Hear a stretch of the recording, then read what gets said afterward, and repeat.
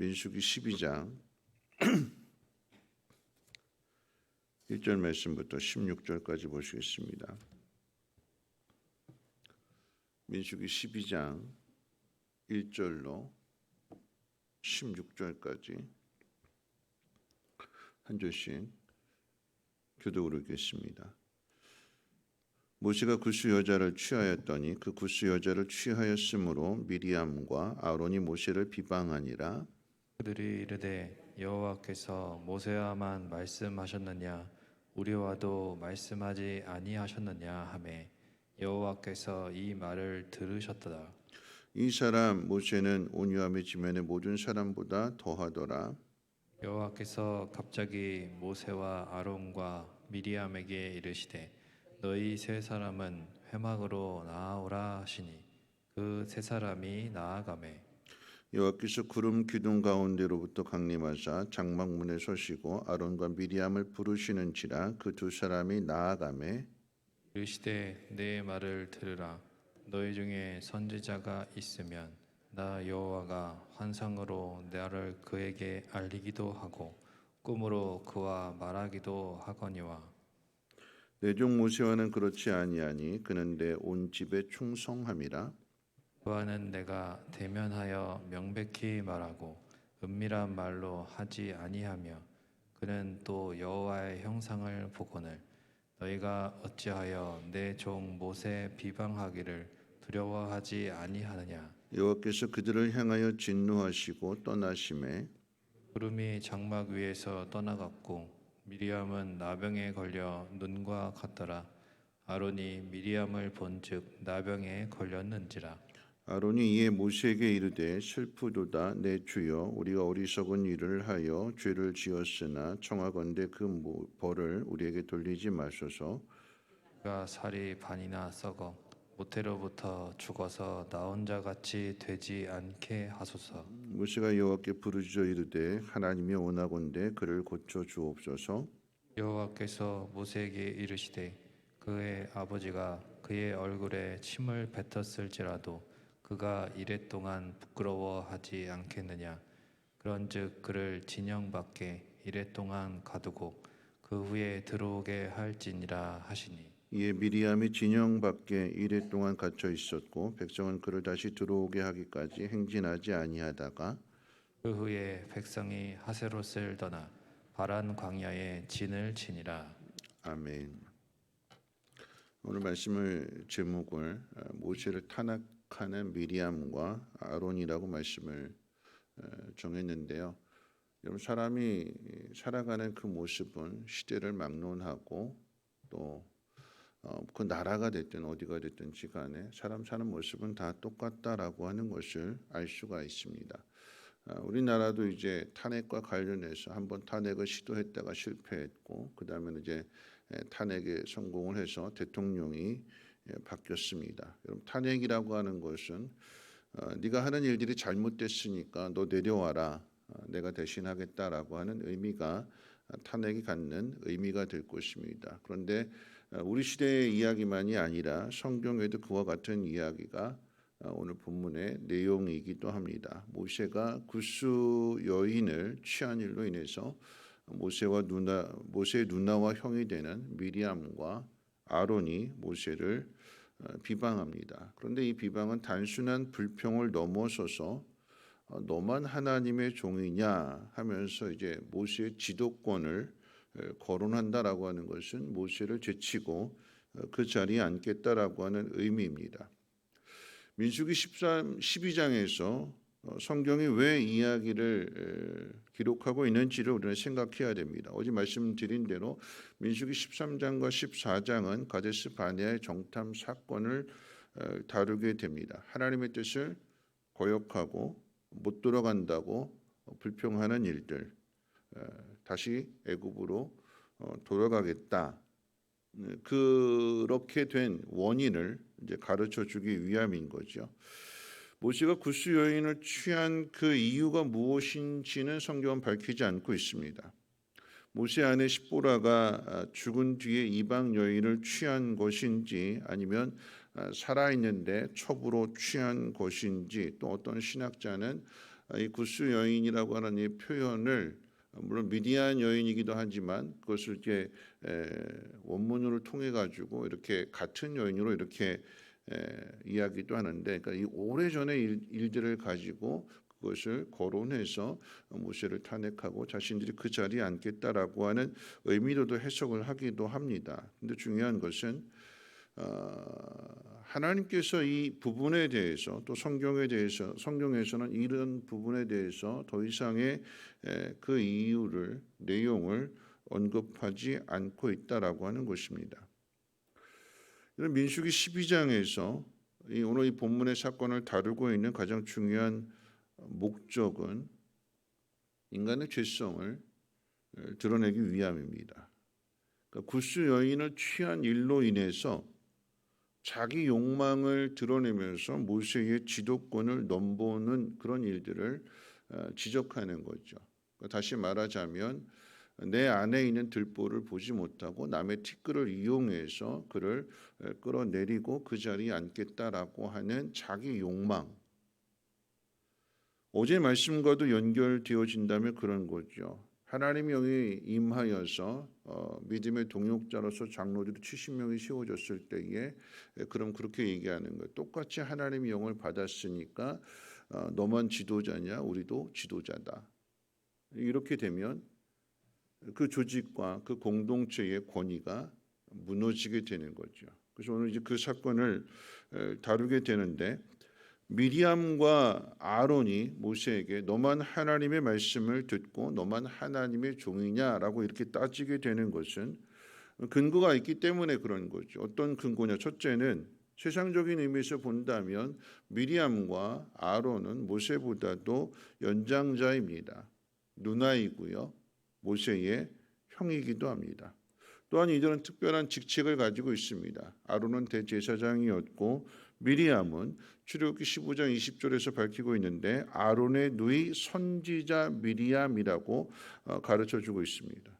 대제사장으로 또는 선지자로 하나님이 자신들에게도 말씀하셨다라고 하는 것을 근거로 해서 너만 하나님의 종이냐, 너 이런 실수했으니까 너 내려와라 라고 하는 의미입니다.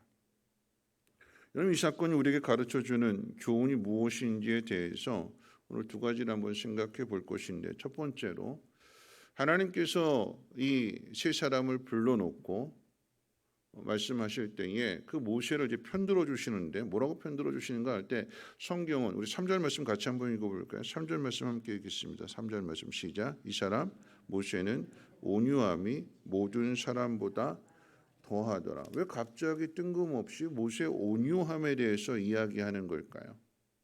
그리고 하나님께서, 그러니까 성경의 이야기는 모세는 온유했다, 이 이야기는 이제 전체 교훈을, 이 사건의 전체 교훈을 이야기하는 것이고, 자, 하나님 뭐라고 말씀하시는가? 우리 5절부터 8절 말씀을 같이 한번 읽어볼까요? 함께 읽겠습니다. 시작. 여호와께서 구름 기둥 가운데로부터 강림하사 장막문에 서시고 아론과 미리암을 부르시는지라 그 두 사람이 나아가매 이르시되 내 말을 들으라. 너희 중에 선지자가 있으면 나 여호와가 환상으로 나를 그에게 알리기도 하고 꿈으로 그와 말하기도 하거니와 내 종 모세와는 그렇지 아니하니 그는 내 온 집에 충성함이라. 그와는 내가 대면하여 명백히 말하고 은밀한 말로 말하지 아니하며 그는 또 여호와의 형상을 보거늘 너희가 어찌하여 내 종 모세 비방하기를 두려워하지 아니하느냐. 하나님께서는 뭐라고 말씀하시는가? 똑같이 말을 해도 너희들에게 말하는 것과 모세에게 말하는 것은 다르다라고 말씀하십니다. 모세는 나와 얼굴을 대면하는 사이다. 내 형상을 본 사람이다. 나는 그에게 특별한 은혜를 부어준다. 하나님으로부터 똑같이 말씀을 듣지만 꿈으로도 말씀으로 주실 수 있지만, 그런데 모세는 하나님으로부터 직접 대면하여 얼굴을 보고 말씀을 듣는 사이, 더 나아가서는 하나님이 어떤 분이신지를 알기 때문에 그 하나님을 드러내는 그런 일들을 하게 되는 거죠. 자, 하나님께서 아주 단도직입적으로 말씀하신 거예요. 모세는 너희들과는 다르다 이렇게 말씀하셨어요. 자, 그러면 앞에서 성경이 교훈을 줄 때에 왜 갑자기 모세의 온유함에 대해서 이야기하는가? 그리고 이 말씀이 어제 11장 말씀과 연결되어진다면 모세가 하나님 앞에 뭐라고 기도했냐면 하나님, 내 짐이 너무나 무겁습니다 그랬어요. 내 짐이 너무나 무거워서 이 백성들을 내가 다 다스릴 수 없습니다. 인도할 수 없습니다. 내가 이 백성들을 잉태한 것도 아니고 낳은 것도 아니고 하나님 갑자기 나한테 맡겨주셨는데 내가 어떻게 이들을 다 젖먹일 수 있겠습니까? 내 짐이 너무나 무겁습니다 하고 하나님 앞에 기도했던 그 내용이 오늘 12장으로 연결되어진다면 왜 갑자기 성경은 온유함에 대해서 이야기하는가? 여러분, 이 온유함, 모세는 그 온유함이 온 지면에서 가장 뛰어난 사람이라고 그랬어요. 사람이 낳은 자 중에서는 가장 뛰어난 사람이라고 할 수 있을 것입니다. 그런데 모세보다 더 온유하신 분이 계시죠. 누구일까요? 예수님이시죠. 마태복음 11장에서 뭐라고 말씀하셨어요? 수고하고 무거운 짐진 자들아 다 내게로 오라 말씀하셨습니다. 무거운 짐을 진 사람들마다 예수님 앞으로 나아가야 되는데 뭐라고 말씀하셨는가? 내 짐은 가볍다. 나와 함께 멍에를 메고 내게서 배우라 그러셨어요. 그러니까 온유함의 대명사가 누구냐라고 한다면 예수님이신 거죠. 근데 예수님 어떻게 온유해지셨는가? 짐을 다 져주시기 때문에 누구의 짐이 됐던 어떤 짐이 됐던 그것을 다 져주시는 분. 그러면 자, 이 온유함이 오늘 이 말씀의 핵심과 어떻게 연결되어지냐고 했을 때에 모세는 하나님 말씀을 듣는다고 그랬어요. 듣는다. 하나님의 뜻을 잘 아는 거죠. 그래서 하나님의 뜻을 잘 알기 때문에 이스라엘 백성들이 금송아지 사건으로 인해서 하나님 진노하셔서 내가 이들을 다 진멸하겠다, 다 쓸어버리겠다. 그런데 모세는 하나님 마음을 알기에 이것이 하나님의 진심이 아니고 하나님 이들을 정말 사랑하셔서 화를 내신다라고 하는 걸 알기 때문에 모세가 하나님보다도 더 뛰어나서 하나님보다도 더 온유하고 인내심이 많아서 그런 것이 아니라 하나님이 죄에 대해서 분노하실 때에 중보자로서 지도자로서 그 짐을 하나님 제가 지겠습니다. 하나님 저들을 용서해 주십시오. 하나님 마음을 아는 거예요. 여러분, 우리의 온유함이 또한 모세의 온유함이 어디서 나오는가라고 했을 때에 하나님 말씀을 듣고 그 말씀대로 살아가는 것으로부터 온유함이 나오는 거예요. 나는 무거워요. 나는 힘들어요. 내려놓고 싶어요. 감당하기 싫어요. 그런데 하나님 말씀을 통해서 하나님의 뜻을 알게 되고 내가 그 뜻 가운데 순종하게 될 하나님께서 이 백성들을 맡겨주셨으니까. 아론도 마찬가지고 미리암도 마찬가지입니다. 여러분, 모세가 있기 때문에 아론이 있고 미리암이 있는 거죠. 모세가 없다면 아론과 미리암이 애굽에서 나오지도 못했을 뿐만 아니라 모세가 없다면 아론과 미리암 또한 대제사장과 선지자가 될 수 없습니다. 하나님께서 모세를 미디안 광야에서 부르실 때에 뭐라고 말씀하셨는가? 하나님, 나 못합니다. 못 갑니다.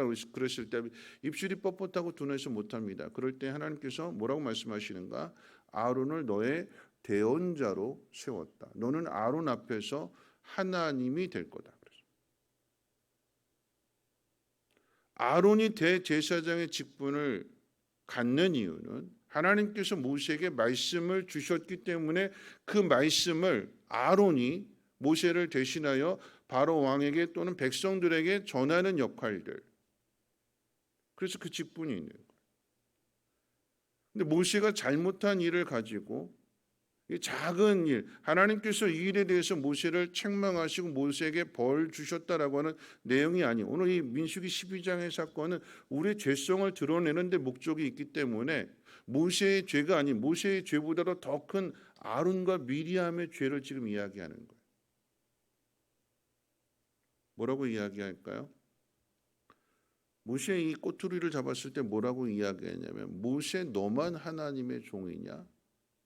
이렇게 이야기합니다. 그런데 하나님께서 세 사람 불러 모아놓고 말씀하셨어요. 그랬더니 그 다음에 미리암이 이제 그 죄로 인해서 문둥병을 얻게 되었을 때 아론이 나와서 뭐라고 이야기하냐면 내 주여 이렇게 이야기합니다. 모세에게. 시험에 들었을 때 하나님의 뜻을 거역하고 자기 욕심을 자기 욕망을 드러낼 때는 모세라고 불렀는데 모세 너만 하나님의 종이냐? 너만 하나님의 음성을 들었느냐? 그런데 하나님께서 말씀하시고 난 뒤에는 이 아론이 모세를 향해서 내 주여, 내 주여 용서하시고 미리암을 고쳐주십시오.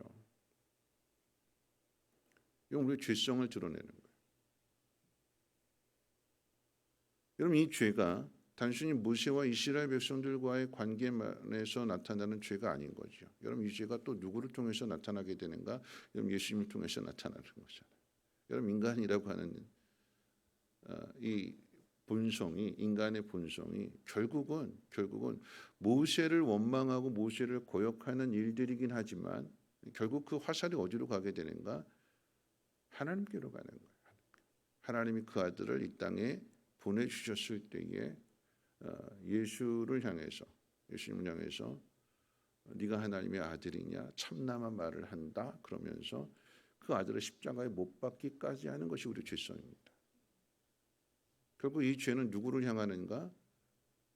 예수님을 보내신 하나님을 거역하는 거죠. 하나님 앞에 불순종하는 거예요.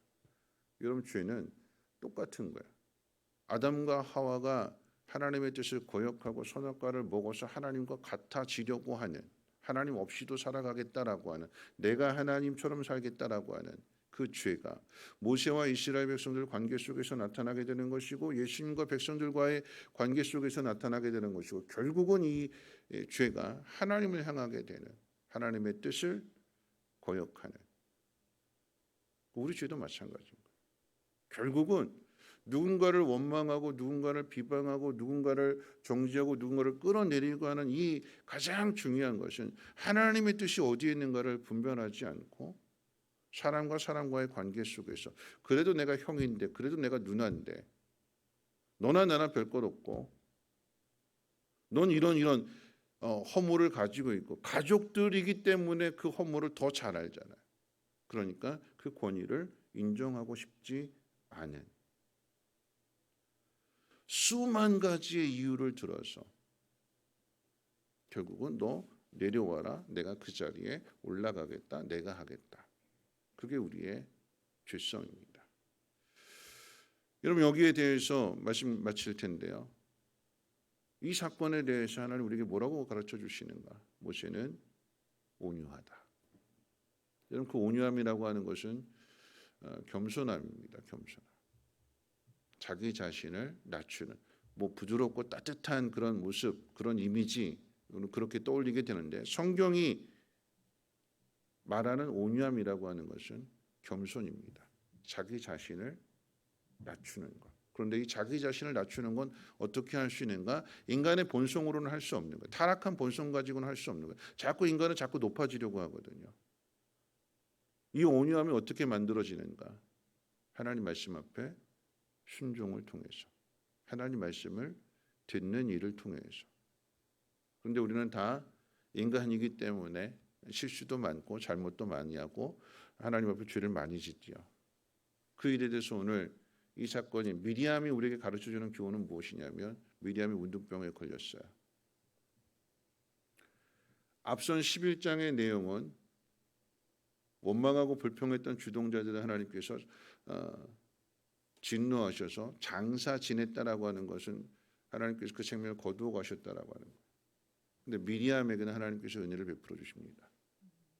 그리고 그 미리암이 용서해달라고 고쳐달라고 기도했을 때에 뭐라고 말씀하시는가? 일주일 동안의 기간을 줍니다. 그 일주일의 기간이라고 하는 것은 자기 자신을 돌아보는 시간들, 자기 죄로 회개하는 진 바깥에서. 그리고 이스라엘 백성들은 오늘 성경이 뭐라고 이야기하는가? 행진하지 않고 기다려줬대요. 다시 돌아올 때까지. 다시 함께 그 길을 갈 수 있도록. 너 죄 지었으니까, 너 이런 죄 지었으니까 너 우리랑 함께 할 수 없어. 너 끝이야. 이게 아니라. 그게 하나님의 사랑이잖아요. 모세를 통해서 우리에게 나타내시는 이 민수기 12장의 사건의 핵심은 하나님은 그럼에도 불구하고 기다려 주시고 다시 회복시켜 주시고 함께 그 길을 걸어갈 수 있도록 미리암도 아론도 그 인생의 마지막의 모습은 심판으로 끝나는 것이 아니라 다시 돌아온 가운데 있어서의 죽음을 그 모세가 다 장사 지내어 주는 화목과 회복의 의미를 상징적으로 보여주게 되는 거죠. 뒤에 가게 되면 하나님 우리를 이처럼 사랑하십니다. 근데 우리의 죄성이 자꾸 드러나는 그런 일들에 대해서 오늘 이 교훈이 우리에게 주는 것은 온유함을 가져야 되는 거예요. 모세는 온유했기 때문에 그 지도자의 자리를 계속해서 지켜나갈 수 있는 것인데 그 온유함은 어디서 만들어진다고요? 하나님 말씀을 듣는 일, 그리고 그 뜻대로 행하는 일, 하나님의 마음을 잘 알아서 그래서 결국은 원망하고 그렇게 불평하고 죽이겠다고 돌 던지고 화살 던지는 그들을 품어주고 함께 그 길을 걸어가는 그것이 온유함입니다. 오늘 저와 여러분들 가운데에도 이 온유함을 얻기 위해서 하나님 말씀 앞에 더 귀를 기울이시고 하나님의 뜻대로 살아내는 모두가 되시기를 주님의 이름으로 부탁을 드립니다. 우리 찬송가 595장 함께 찬송합니다.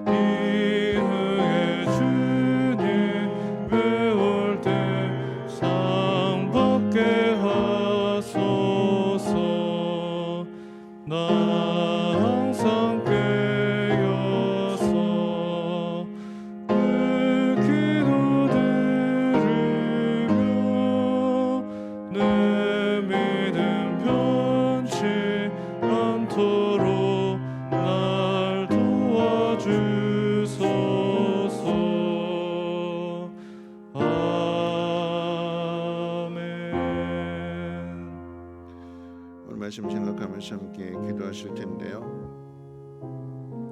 사람의 죄는 다 똑같습니다. 사람의 모습은 다르지 않아요. 근데 하나님 특별한 은혜를 주시죠. 모세가 그 자리에 설 수 있는 것 온유함이라고 그랬습니다. 근데 그 온유함은 어디서 나오는가?